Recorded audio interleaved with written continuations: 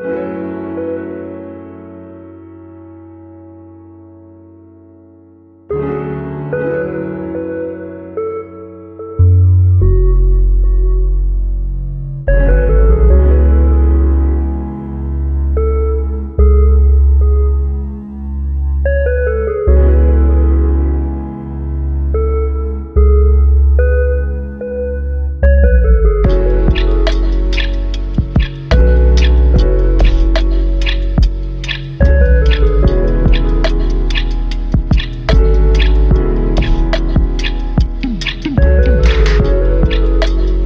అండి, ఎలా ఉన్నారు అందరూ?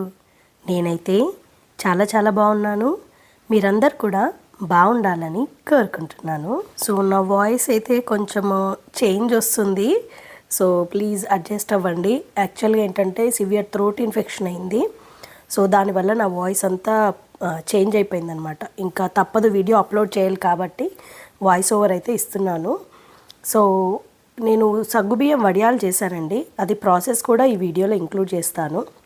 సో ఇప్పుడు మీకు చూపిస్తున్నవి ఏంటంటే ముందు రోజు నైట్ నేను వేసి పెట్టాను. వాటిని బయట ఆరబెట్టిన తర్వాత మధ్యాహ్నం పూట రివర్స్ వేద్దాము ఒకసారి అని చెప్పేసి, సెకండ్ వైపు కూడా ఆరుతాయి అని చెప్పేసి ఇలా చేస్తున్నాను అనమాట. సో సగ్గుబియ్యం వడియాలు మీరందరూ పెట్టుకున్నారండి? సమ్మర్లోనే కదా ఇలా వడియాలు పెట్టేది. నేనైతే ఈ సింపుల్ది మట్టుకే చేస్తానన్నమాట. వేరే వడియాలు ఏవి చేయను, బియ్యం పిండి వడియాలు అలా చేస్తూ ఉంటారు కదా మినప్పప్పుది. సో అలా ఏమీ చేయను, ఓన్లీ సగ్గుబియ్యం వడియాలు ఈజీగా ఉంటాయి అండ్ టేస్టీగా ఉంటాయి అని చెప్పేసి ఇది ఒక్కటే చేస్తూ ఉంటానన్నమాట. యాక్చువల్గా మిడ్ సమ్మర్లో చేయాలి, బట్ నాకు లేట్ అయిపోయింది, అసలు టైమే కుదరలేదు చేయడానికి. ఇంకా వర్షాలు వస్తాయేమో అని చెప్పేసి ఎలాగైనా చేయాలి అని టైం పెట్టుకొని మరీ వడియాలు అయితే ప్రిపేర్ చేశానండి.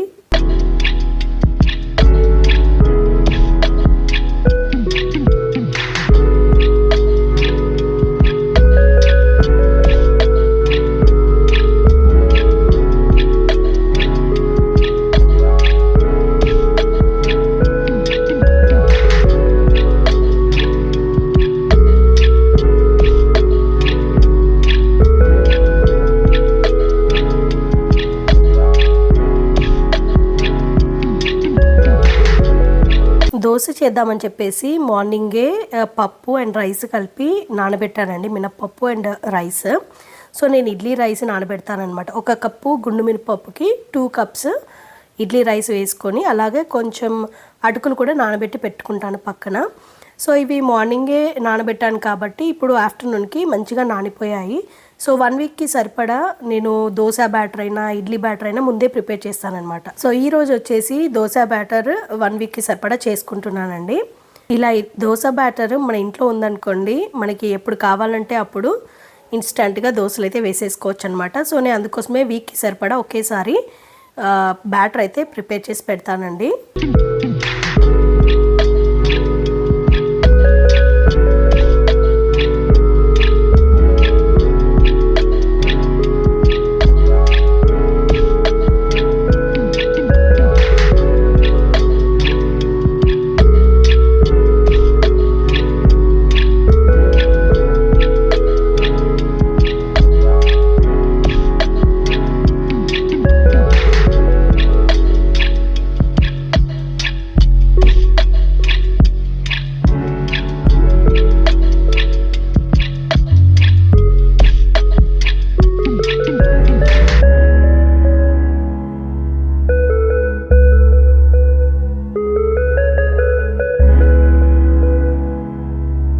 లంచ్ చేయడానికని మా బాబు కోసం ఎప్పటి నుంచో వెయిట్ చేస్తున్నాను.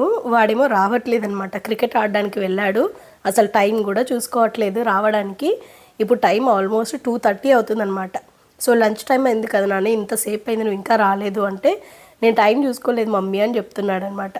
సో వాడు వచ్చేసరికి వెయిట్ చేసి ఇద్దరం కలిసి లంచ్ చేద్దామని వాడిని ఇంకా స్నానం చేయమని పంపించేశాను. సో క్రికెట్ ఆడుకొని వచ్చాక స్నానం చేస్తే ఫ్రెష్గా ఉంటుంది, ఇంకా నెక్స్ట్ లంచ్ చేయొచ్చు అని చెప్పేసి. అండ్ మా హస్బెండ్ ఏంటంటే ఆఫీస్కి వెళ్ళిపోయారు. సో మేము ఇద్దరమే ఉన్నాము. సో ఇద్దరం కలిసి లంచ్ చేద్దాము, ఇంకా కొన్ని డేస్ అయితే వాడికి స్కూల్ కూడా స్టార్ట్ అయిపోతుంది, ఇంకా ఒక్కదాన్ని తినాలన్నమాట. సో అందుకోసం అని చెప్పేసి ఇద్దరం కలిసి లంచ్ చేద్దామని చెప్పేసి వాడి వచ్చే వరకు వెయిట్ చేశాను. సో ఇలా ఇద్దరం కలిసి ముచ్చట్లు పెట్టుకుంటూ అన్నీ మాట్లాడుకుంటూ టైం స్పెండ్ చేస్తూ అయితే లంచ్ అయితే ఫినిష్ చేశామండి. సో ఈరోజు లంచ్లోకి అయితే నేను బీరకాయ కర్రీ చేశాను అండ్ రోటి పచ్చడి, టమాటా పచ్చడి ఉంటే అది వేసుకొని, అలాగే మ్యాంగో పికిల్ కూడా ఉంది అండ్ కర్డ్, కీర ఇవన్నీ ఉన్నాయన్నమాట.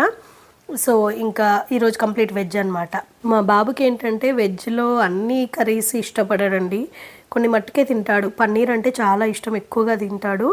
దోశలోకైనా, పన్నీర్ కర్రీ అయినా, పన్నీర్ బిర్యానీ అయినా. సాంబార్ ఉంటే ఇంకా ఎక్కువ ఇష్టంగా తింటాడు. బట్ ఇంకా మిగతా కర్రీస్ అన్నీ ఉంటే బలవంతంగా పెట్టడమే అనమాట.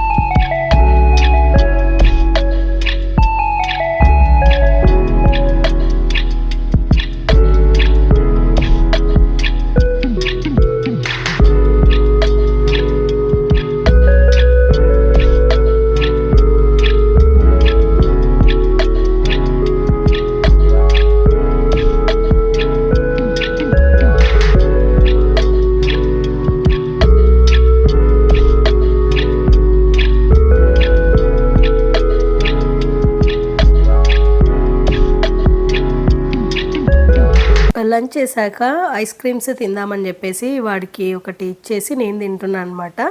ఇవేంటంటే Arun ice creams. Arun ice creams బాగుంటాయి కదండి, అంటే మంచి క్రీమీగా ఉంటాయన్నమాట. ఐస్లా కాకుండా కంప్లీట్ మిల్కీగా, క్రీమీగా ఉంటాయి అనిపిస్తాయి నాకు. కాస్ట్ కూడా కొంచెము బయట వాటితో కంపేర్ చేస్తే, స్కూప్స్ అలాంటి వాటితో కంపేర్ చేస్తే ప్రైస్ ఎక్కువే ఉంటుంది. బట్ టేస్ట్ వైజ్ కూడా చాలా బాగుంటుంది, మిల్కీగా బాగుంటుంది అనిపిస్తుంది నాకైతే. అండ్ వీటిలో చిన్న చిన్న బైట్స్ అని కూడా వస్తాయండి, 5 రూపీస్ ఈచ్ బైట్ అని. అవి కూడా చాలా బాగుంటాయి, అంటే డిఫరెంట్గా అనమాట. అంటే మనము కంప్లీట్ ఐస్ క్రీమ్ తినలేము అనుకున్నప్పుడు అలాంటి చిన్న బైట్ ఒకటి తీసుకుంటే సరిపోతుంది.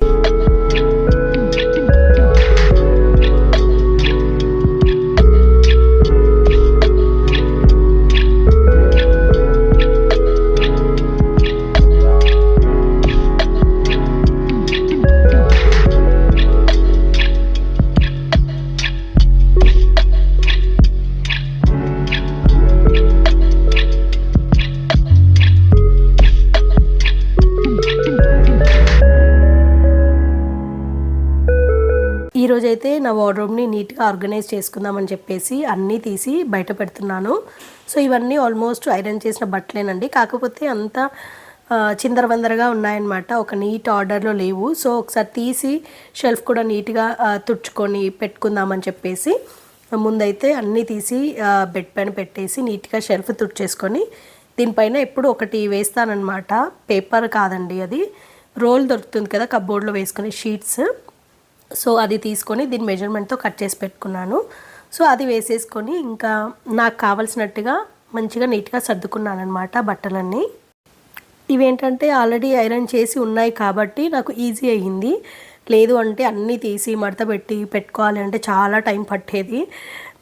ఐరన్ చేసినవైనా కూడా మనం ఒకదానికోసం ఒకటి తీస్తున్నప్పుడు ఏంటంటే కింది మీదికి అయిపోతూ ఉంటాయి అండ్ బయటకు వస్తూ ఉంటాయి. వాటిని మళ్ళీ మనం తీసి ఎక్కడో ఒక దగ్గర పైన పడేస్తూ ఉంటాం ఇట్లా. సో అది అంతా చిందరవందరగా అయిపోయింది. సో ఎందుకు ఒకసారి నీట్గా అయితే సర్దేసుకుందాము, చాలా డేస్ అయిపోయింది కదా సర్ది కూడా అని చెప్పేసి నీట్గా సర్దుకుంటున్నాను. ఈ పైన షెల్ఫ్లో ఏంటంటే శారీస్కి హ్యాంగర్ ఉంటుందండి, అంటే రాడ్ లాగా ఉంటే మనం అన్నీ హ్యాంగ్ చేసుకునేలాగా ఉంటుంది. సో ఐకియాలో మనకి హ్యాంగర్స్ బాగా దొరుకుతాయి కదండి, బ్లాక్ కలర్లో 12 పీస్ సెట్ ఉంటుంది. సో అవి ఒక 2-3 సెట్లు ఉన్నాయి నా దగ్గర. సో వాటితో హ్యాంగ్ చేసి పెడతాను నీట్గా శారీస్ అన్నీ. ఇవన్నీ ఏంటంటే కొంచెం నార్మల్ శారీస్ అనమాట. పట్టు శారీస్ అన్నీ వేరే దగ్గర అరేంజ్ చేసి పెట్టుకుంటాను. ఇక్కడ ఏంటంటే కొంచెం ఫ్యాన్సీ శారీస్, కొంచెం తక్కువ కాస్ట్ శారీస్ అన్నీ పెట్టుకుంటాను అనమాట. అండ్ దాని కింద స్పేస్ ఉంటుంది కాబట్టి అక్కడ ఇలా డ్రెస్సెస్ అన్నీ నీట్గా మడతపెట్టి పెట్టుకుంటాను. అంటే ఆల్మోస్ట్ రెగ్యులర్గా యూస్ చేసేవి, డైలీ వేర్వి డ్రెస్సెస్, అలాగే లెగిన్స్ అవన్నీ కూడా నీట్గా ఇలా అరేంజ్ చేసి పెట్టుకుంటాను అనమాట. అంటే వీటి కింద షెల్ఫ్ వచ్చేసి నైట్ డ్రెస్సెస్ ఉంటాయి కదా, nighties, night suits and towels, hand keys ఇవన్నీ ఉంటాయి కదా, అవన్నీ పెట్టుకుంటానమాట. సో అవి కూడా అంతా చిందరవందరగా అయిపోయాయి. ఒకసారి అన్నీ బయటికి తీసి నీట్గా షెల్ఫ్ అంతా తుడిచేసుకొని మళ్ళీ అది ఉంది కదండి కప్బోర్డ్లో వేసుకునే కవర్, సో ఆ షీట్ వేసేసుకొని నీట్గా సర్దేసుకున్నాను.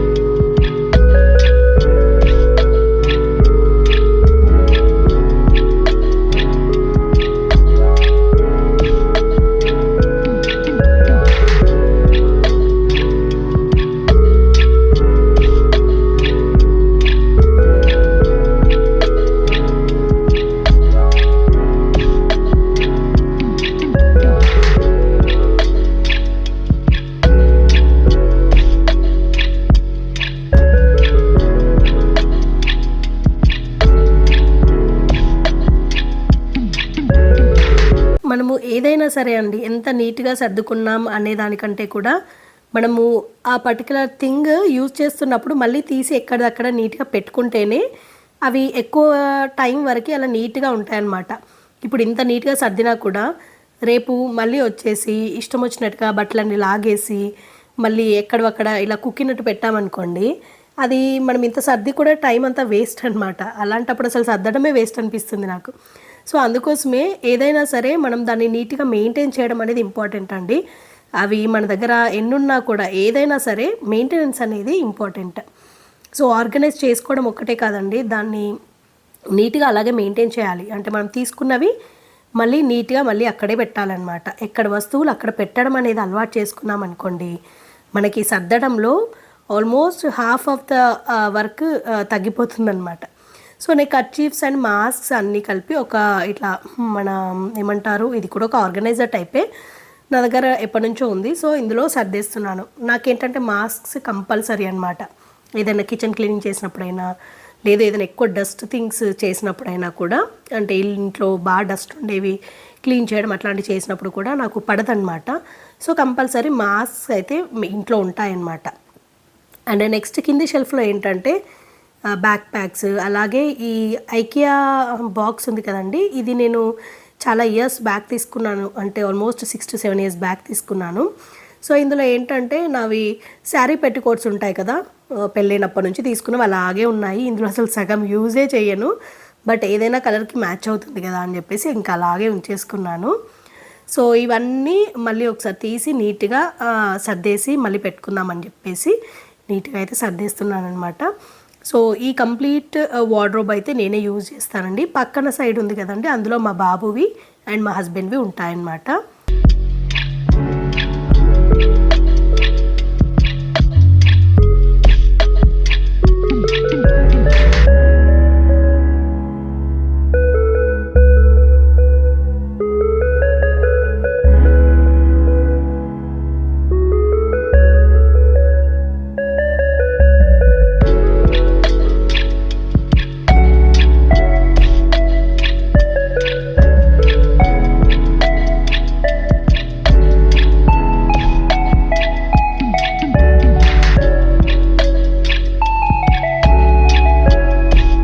కదండి, నా వార్డ్రోబ్ని అయితే నీట్గా సర్దేసి పెట్టుకున్నాను.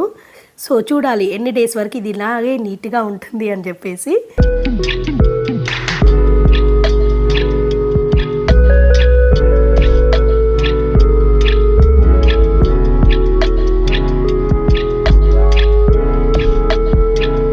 సగ్గుబియ్యం వడియాలు ప్రాసెస్ చూపిస్తానన్నాను కదండి. ఇది యాక్చువల్గా ముందు రోజు చేసింది, బట్ ఈ వీడియోలోనే ఇంక్లూడ్ చేశాను. సగ్గుబియ్యాన్ని నేనైతే చిన్న సైజు తీసుకున్నానండి. చాలామంది పెద్ద సైజు వాటితో కూడా చేస్తారు. వాటిని ఏంటంటే ఒక 5 hours అలా నానబెట్టుకోవాలి వాటర్లో. నానబెట్టేసుకుంటే ఫస్ట్ నీట్గా కడిగేసి ఒక 5 hours వాటర్లో నానబెట్టాలి. అండ్ నేను సగ్గుబియ్యం ఉడికేటప్పుడు వేయడానికి పచ్చిమిర్చి పేస్ట్, అంటే పేస్ట్ కాదు కానీ ఇదేమంటారు, చిన్నగా చాపింగ్ చేసుకుంటున్నాను అనమాట. అలాగే జీలకర్ర కూడా వేసుకుంటాము. అండ్ కొత్తిమీర కూడా వేసుకోవచ్చు, మీ ఆప్షనల్ అనమాట. కొంచెం కారం కారంగా ఉండాలంటే పచ్చిమిర్చి వేసుకుంటారు, లేదంటే ప్లెయిన్ వేసేసుకొని ఓన్లీ జీలకర్ర మట్టుకే యూజ్ చేస్తారనమాట ప్లెయిన్గా. సో అలా కూడా చేసుకోవచ్చు. సో ఇక్కడ యాక్చువల్గా ఏంటంటే 1 కప్పు సగ్గుబియ్యం ఉంటుంది కదండి, దానికి 4 కప్పులు వాటర్ వేసాను నేను యాక్చువల్గా. బట్ 4 కప్పులు వేయకూడదండి, నాకు తర్వాత ఐడియా వచ్చిందనమాట. 6 to 7 కప్స్ అయితే కంపల్సరిగా పడతాయండి. సో నేనేం చేశానంటే దగ్గర పడింది వెంటనే అని చెప్పేసి వాటర్ యాక్చువల్లీ దీనికి ఎక్కువ కావాలి అని మళ్ళీ పక్కనే గిన్నెలో వాటర్ పెట్టేసి హాట్ వాటర్ మళ్ళీ ఇందులో యాడ్ చేశాను అనమాట. సో మీరు చేయాలి అనుకుంటే 1 కప్ సగ్గుబియ్యంకి 6 to 7 glasses వాటర్ తీసుకోండి బెస్ట్. సో ఫస్ట్ పెద్ద గిన్నెలో వాటర్ తీసుకొని బాయిల్ చేశాక అవి వాటర్ బాయిల్ అవుతున్నప్పుడు ముందుగా నానబెట్టుకున్న సగ్గుబియ్యాన్ని అందులో వేసి అడుగంటకుండా మంచిగా కలుపుతూ ఉండాలి. సో అది కొంచెం దగ్గర పడుతుంది అండ్ ట్రాన్స్పరెంట్గా అవుతున్నాయి సగ్గుబియ్యం అనిపించినప్పుడు ముందుగా మనము చాప్ చేసి పెట్టుకున్న పచ్చిమిర్చి, జీలకర్ర, అలాగే సన్నగా తరిగి పెట్టుకున్న కొత్తిమీర వేసేసుకొని మంచిగా కలిపేసుకొని ఆఫ్ చేసుకోవడమేనండి. అండ్ సాల్ట్ వేసుకోవాలి. సాల్ట్ ఎప్పుడైనా మెయిన్ థింగ్ ఏంటంటే మనము టేస్ట్ చూసినప్పుడు సరి ఉండకూడదండి, తక్కువ ఉండాలన్నమాట. ఎందుకంటే వేయించిన తర్వాత సాల్ట్ అనేది కొంచెం ఎక్కువ అవుతుంది. సో అది గుర్తుపెట్టుకొని మనము టేస్ట్ చూసినప్పుడు అదే సాల్ట్ తగ్గింది అని అనిపించినా కూడా అంతే ఉంచాలి, లేదంటే అది మళ్ళీ ఎక్స్ట్రా సాల్ట్ యాడ్ చేస్తే వడియాలు వేయించుకున్నప్పుడు అవి ఎక్కువగా సాల్టీగా ఉంటాయన్నమాట. సో ఇది ఒక్క విషయం మటుకి గుర్తుపెట్టుకోండి. నెక్స్ట్ దీన్ని మంచిగా చల్లారనిచ్చుకోవాలండి. చల్లారనిచ్చుకొని కవర్ ఉంటుంది కదండి, ఏదైనా కవర్ పైననే వేసుకోవాలన్నమాట. క్లాత్ పైన వేస్తే అవి సరిగ్గా రావు. సో నా దగ్గర ఆల్రెడీ ఉన్న కవర్స్, కొంచెం థిక్గా ఉండే కవర్స్ ఉంటే అవి కట్ చేసి నీట్గా వాష్ చేసుకొని వాటర్తో, నార్మల్ వాటర్తో కడిగేసుకొని ఆరబెట్టుకొని ఈ కవర్స్ని యూజ్ చేస్తున్నాను. సో ఏదైనా సరే లోతు గరిటె తీసుకొని ఇలా నేను చూపించిన విధంగా వేసుకోండి. మీకు ఇంత పెద్ద సైజు వద్దు అనుకుంటే చిన్న సైజులో కూడా వేసుకోవచ్చు. సైజు, షేప్ అదంతా మన ఇష్టం అనమాట. సో ఇలా కవర్ పైన వేసేసుకొని నేను నైట్ అంతా గాలికి ఆరబెట్టానండి, అంటే ఫ్యాన్ గాలికి. నెక్స్ట్ డే తీసుకెళ్ళి బయట ఎండకి పెట్టానన్నమాట. సో మీరు ఎర్లీ మార్నింగ్ లేచి 6 కల్లా వడియాలు పెట్టేసుకొని ఎండకు పెట్టేసుకోవచ్చు డైరెక్ట్. బట్ అంత మార్నింగ్ లేచి ఇదంతా చేయడము అండ్ ఎండలో వడియాలు వేయడం అనేది మనకున్న చిన్న బాల్కనీలో కొంచెం కష్టమైపోతుంది. సో ఎందుకులే, హ్యాపీగా ఫ్యాన్ గాలికి వేసేసుకుందాము, నెక్స్ట్ డే తీసి మనము బయట పెట్టేస్తే చక్కగా ఆరిపోతాయి కదా అని చెప్పేసి నేను ఈ ప్రాసెస్ ఫాలో అయ్యాను. సో ఇలా చక్కగా వడియాలైతే వేసి పెట్టేసుకున్నాను అనమాట. ఇంకా నేను ఇందాక స్టార్టింగ్లో చూపించాను కదండి వీడియోలో, అదేంటంటే నెక్స్ట్ డే అనమాట ఆఫ్టర్నూన్ మీకు అవి ఎలా వస్తున్నాయని చూపించాను. బట్ అదే క్లాత్ పైన వేశారనుకోండి అలా మనం తీయగానే ఊడి రావన్నమాట. సో అందుకోసమే కవర్స్ తీసుకొని కవర్స్ పైన వేయడానికి ట్రై చేయండి.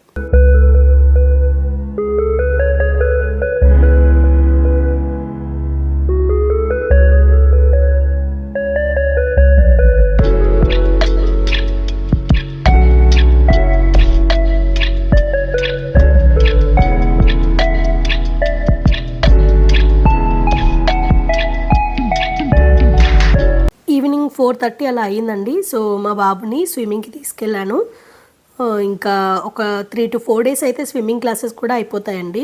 ఇంకా వాడికి స్కూల్ కూడా స్టార్ట్ అవ్వడానికి వస్తుంది. సో కంప్లీట్గా ఒక 1 month అయితే స్విమ్మింగ్ క్లాసెస్కి వెళ్ళాడండి.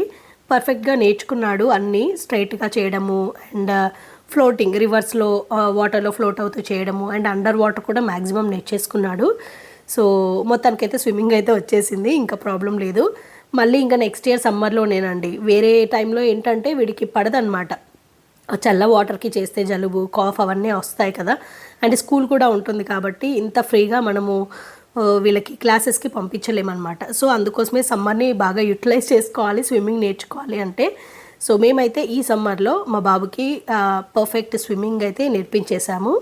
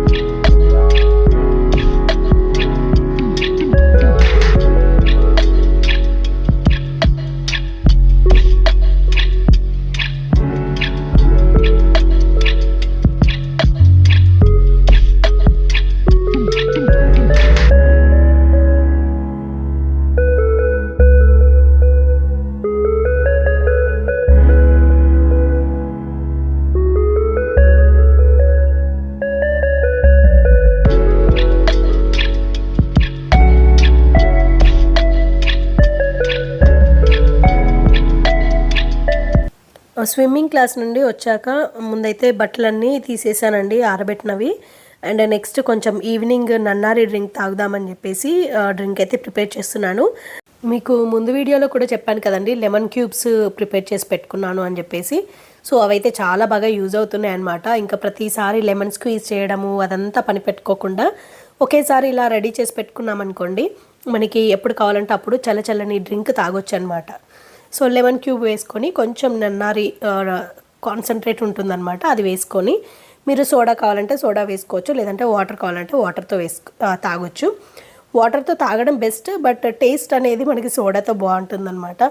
సో మేము అప్పుడప్పుడు సోడాతో తాగుతాము, అప్పుడప్పుడు ప్లెయిన్ వాటర్ కొంచెం కూల్ వాటర్తో తాగుతామన్నమాట. సో బాల్కనీలో అయితే మంచి చల్ల గాలి వస్తుందండి. ఆ చల్లగాలికి ఇలా కాసేపు అలా టైం స్పెండ్ చేస్తూ డ్రింక్ తాగుతూ నన్నారి డ్రింక్ తాగుతూ టైం అయితే స్పెండ్ చేశానండి.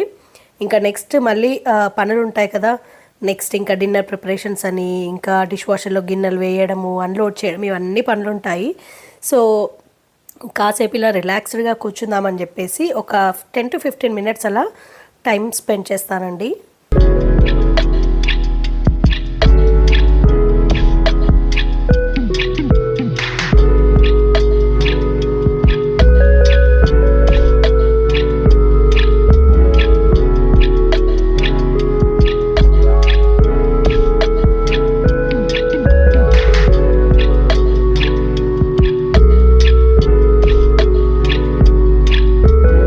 ఈరోజు డిన్నర్కి వచ్చేసి అటుకుల ఉప్మా చేస్తున్నానండి. సో దొడ్డ అటుకులు ఉంటాయి కదా, వాటిని తీసుకొని చేస్తున్నాను అనమాట. సో వాటికి ఏంటంటే నేను క్యారెట్, ఆలు అండ్ టొమాటో కూడా వేస్తాను చిన్నగా తరిగి. సో బాగుంటుంది టేస్ట్. పల్లీలు కూడా వేస్తానన్నమాట. సో ముందైతే వాటికి కావాల్సినవన్నీ కట్ చేసి పెట్టుకుంటున్నాను. అండ్ అటుకులు కూడా ఏంటంటే కొన్ని లావు అటుకులు తొందరగా మెత్తబడిపోతాయండి, బట్ కొన్ని ఏంటంటే కొంచెం టైం పడుతుందన్నమాట. కాసేపు వాటర్లో నానబెడితేనే అవి కొంచెం సాఫ్ట్ అవుతాయి, అప్పుడు ఉప్మా చేయడానికి బాగుంటాయి అన్నమాట. అండ్ పొడి పొడిగా కూడా వస్తుందన్నమాట.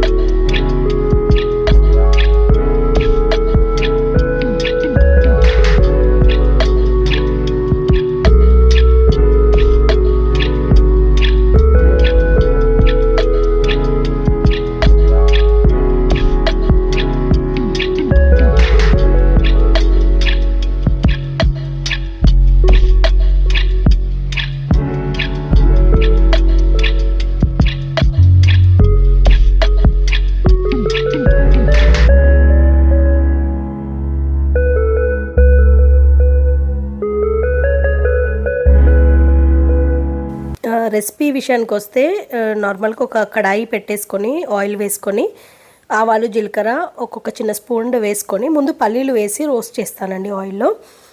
ఫ్రై చేస్తాను. ఫ్రై చేసిన తర్వాత క్యారెట్ అండ్ ఆలు వేస్తాను, ఎందుకంటే అవి కొంచెం వేగడానికి టైం పడుతుంది కదా, అందుకోసం అని చెప్పేసి క్యారెట్, ఆలు ఆయిల్లో మంచిగా వేగాక నెక్స్ట్ ఆనియన్, పచ్చిమిర్చి కూడా వేసి లాస్ట్లో టొమాటో వేసి ఆయిల్లో మంచిగా మగ్గనిస్తానన్నమాట.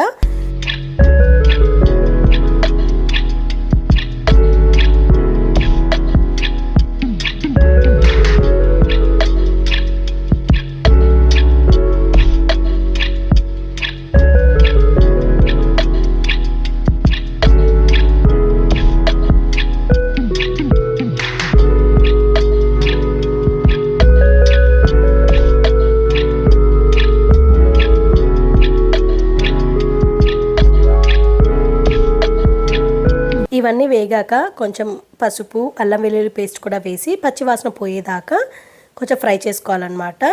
నెక్స్ట్ ఇంకా మనం ముందుగా నానబెట్టుకున్న అటుకులు వేసేసుకొని అలాగే సాల్ట్, ఒక స్పూన్ సాల్ట్ వేస్తే సరిపోతుందండి. ఇంకా వేసేసుకొని మంచిగా కలపాలి. సాల్ట్ అనేది అన్నిటికీ పట్టేలాగా, మొత్తం క్వాంటిటీకి పట్టేలాగా మంచిగా కలుపుకుంటే సరిపోతుంది. అంతే అండి, చాలా సింపుల్ రెసిపీ. కొంచెం సిమ్లో పెట్టుకొని కలుపుకోవాలండి, లేదంటే అటుకులు అడగంటిపోతాయన్నమాట. సో మంచిగా కలిపేసుకొని ఒక్క 2 minutes లో ఫ్లేమ్లో మూత పెట్టేసామంటే ఇంకా సరిపోతుందన్నమాట, మంచిగా అవుతుంది. సో టేస్టీ అటుకుల ఉప్మా అయితే రెడీ అయిపోతుందండి. మీకు ఇవన్నీ వేయడం ఇష్టం లేదు అంటే జస్ట్ ఆనియన్, పచ్చిమిర్చి అండ్ కొంచెం పల్లీలు వేస్తే టేస్ట్ బాగుంటుందండి. సేమ్ ప్రాసెస్, కాకపోతే ఈ టొమాటోస్ తర్వాత క్యారెట్, ఆలు అవసరం లేదంటే అవాయిడ్ చేయొచ్చు అన్నమాట.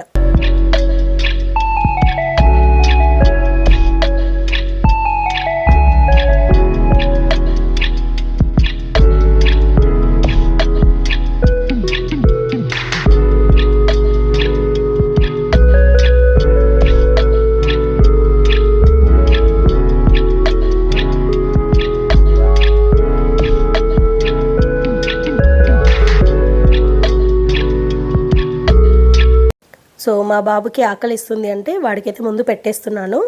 లేట్ అయిపోయిందనమాట, అప్పటికే 8:30 అయిపోయింది.